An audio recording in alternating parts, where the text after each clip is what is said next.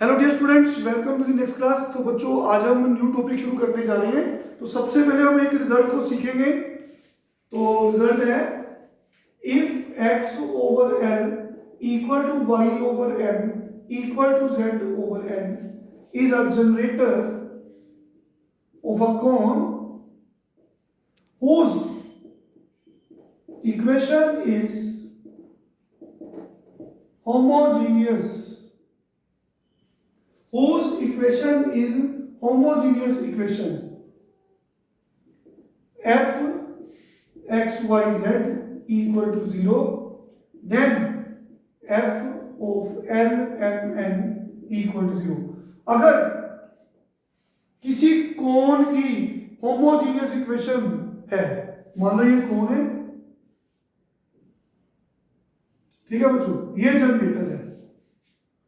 Generator का काम क्या होता है? कोण को जनरेट करना। ये कौन है जिसकी जनरेटर की इक्वेशन हमें गिवन है? x माइनस इक्वेशन ये होती है ना लाइन की, ये लाइन की इक्वेशन होती है। बेसिकली हम सबको पता है, प्लस 2 क्लास में पढ़ा हुआ है, एल एम एन। और x1 y1 z1 कौन है? लाइन जिस पॉइंट से पास कर रही है। तो यहां पे x minus 0 fine, y minus 0 z minus 0। तो इसका मतलब ये जो लाइन गिवन है, हाँ जी बच्चों, ये किससे पास कर रही है? 0 0 0 से। तो अगर लाइन जनरेटर 0 0 से पास कर रही है तो क्वाइट ऑब्वियस ये कौन जो है होमोजीनियस इक्वेशन है। अगर जनरेटर की इक्वेशन गिवन है, जनरेटर किसे पास कर रहा है? 0 0 0 से, और ये क्या बताता है कि जो कोण है वो होमोजीनियस इक्वेशन है। कोण की इक्वेशन होमोजीनियस इक्वेशन है। उस केस में जो जनरेटर के डायरेक्शन को साइंस होंगे वो कोण की इक्वेशन को सेटिस्फाई करेंगे। यही तो लिखा है। अगर ये जनरेटर है किसी कोण का जिसकी इक्वेशन होमोजीनियस इक्वेशन है, उस केस में जो डायरेक्शन को साइंस है जनरेटर के, वो इस इक्वेशन को सेटिस्फाई करेंगे। आप इसको ऐसे लिख सकते हो, जो डायरेक्शन को साइंस है जनरेटर के, the direction cosines of generator of a cone whose equation is homogeneous satisfy the equation of cone। इस रिजल्ट को याद कर लो, इसको अप्लाई करेंगे हम क्वेश्चन में। एक बार फिर बताता हूं कि अगर किसी कोण के जनरेटर की इक्वेशन गिवन है x over n equal to y over n equal to z over n, और वो कोण क्या है? होमोजीनियस है। उस केस में जो जनरेटर के डायरेक्शन को साइंस है that will satisfy the equation of कोण। मतलब अगर ये कोण की इक्वेशन है तो उस केस में डायरेक्शन को साइंस जो है एल एम एन, वो इसको सेटिस्फाई करेंगे। मतलब f of l m n 0 होंगे। आई होप क्लियर है सबको। इसके बेस पे क्वेश्चन कर रहे हैं, very very important question for exams. देखिए बच्चों, if OP and OQ are two straight lines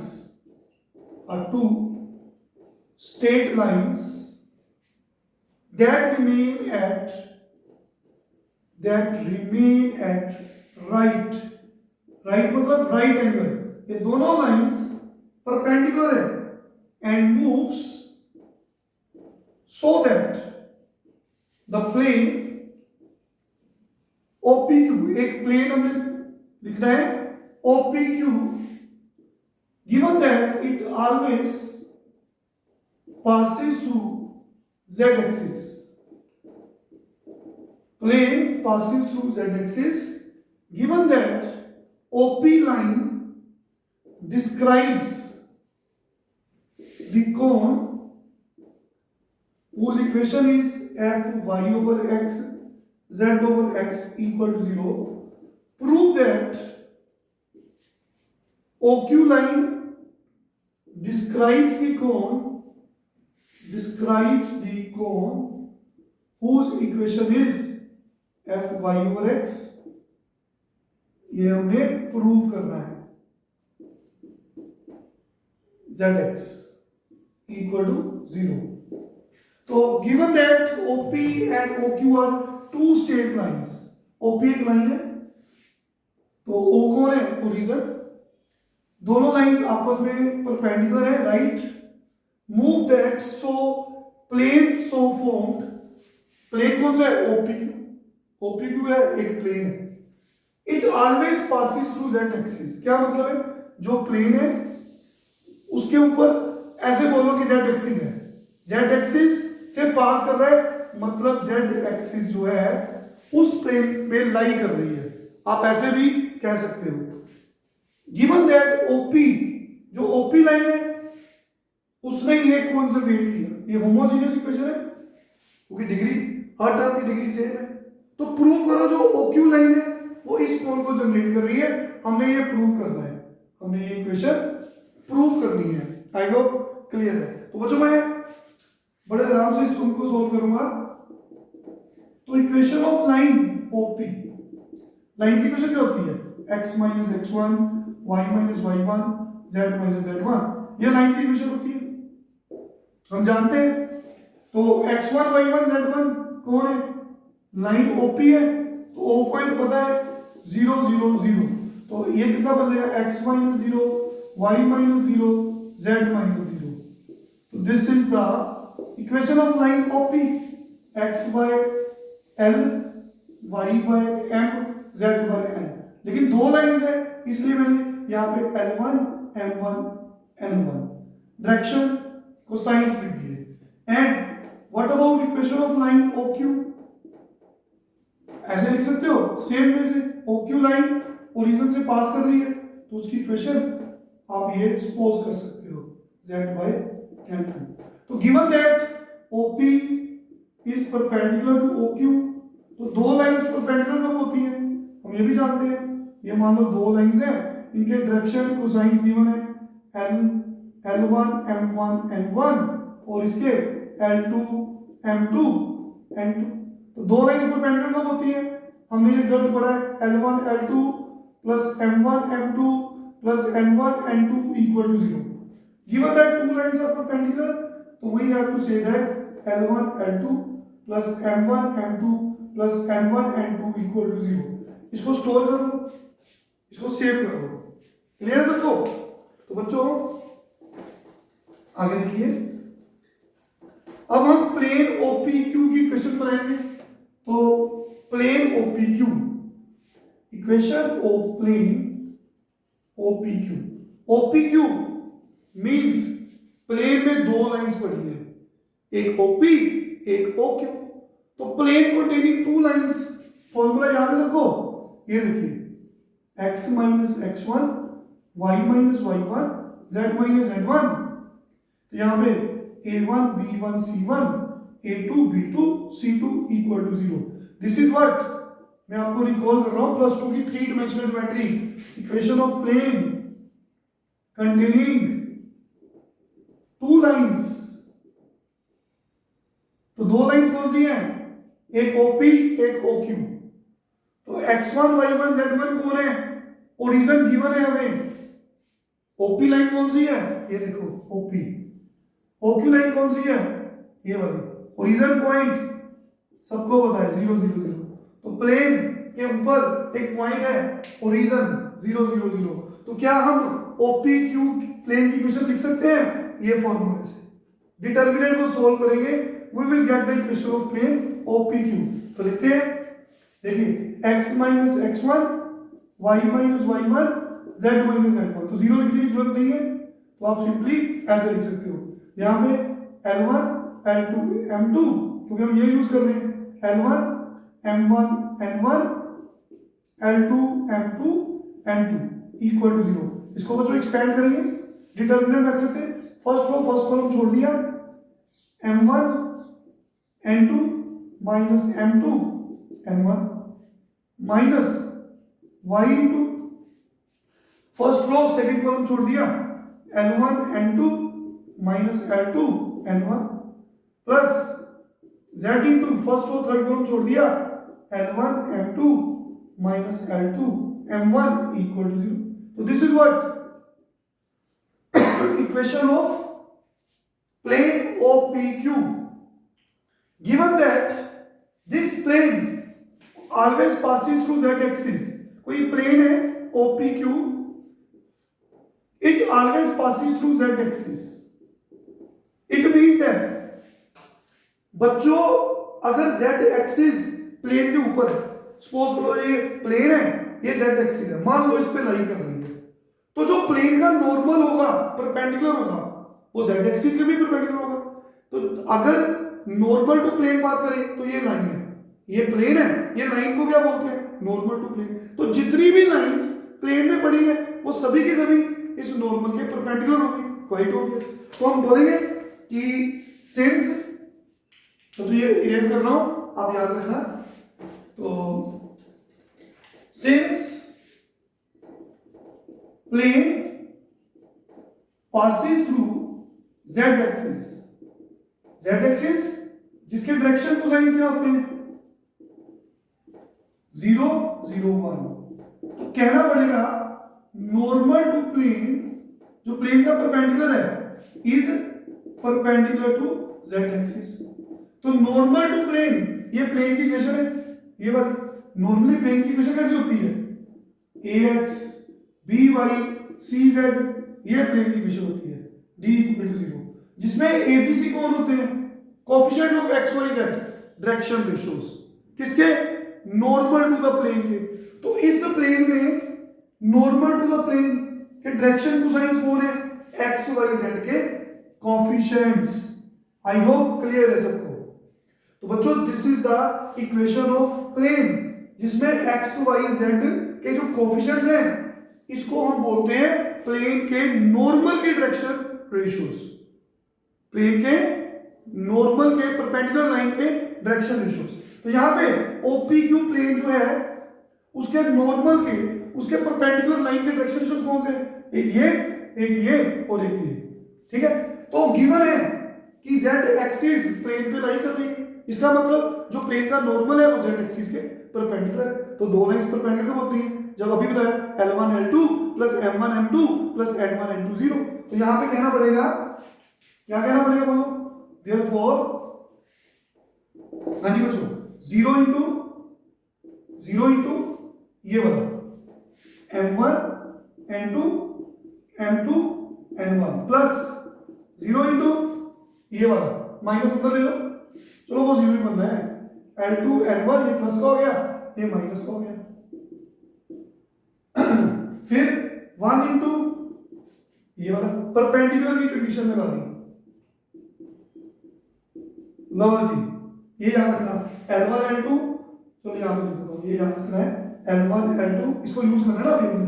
क्या बन गया 0 इंटू समथिंग 0, ये भी 0, तो क्या बना L1 M2 L2 M1 equal to 0, fine. तो ये बन गया बच्चों, ठीक है। ये इक्वेशन नंबर 3 था, क्लियर हो गया सबको। तो प्लेन की इक्वेशन लिखी, उसके बाद हमने बोला कि जो x y z के कोएफिशिएंट्स हैं वो प्लेन के नॉर्मल के डायरेक्शन रेशियोज हैं और प्लेन z एक्सिस से पास कर रहा है, इसका मतलब प्लेन के ऊपर z एक्सिस है, normal to the plane is perpendicular to z axis, फिर परपेंडिकुलर की कंडीशन तैयार कर दी। तो अभी हमने जो पीछे इक्वेशन मैंने बोला याद रखा वो कौन सी है, हाँ जी। अब मैं क्वेश्चन को इरेज कर रहा हूं यहां से,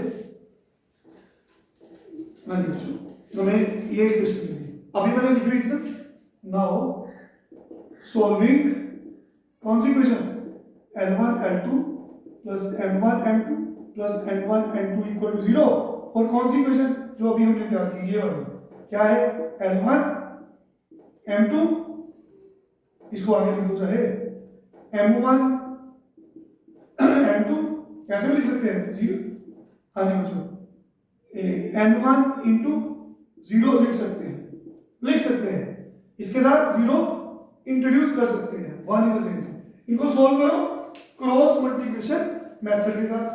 तो बच्चों what is cross multiplication method, ये 10th क्लास में पढ़ा है सबने, 2 3 1 2 मेथड। यहां से L1 M1 N1 की वैल्यू मिल जाएगी।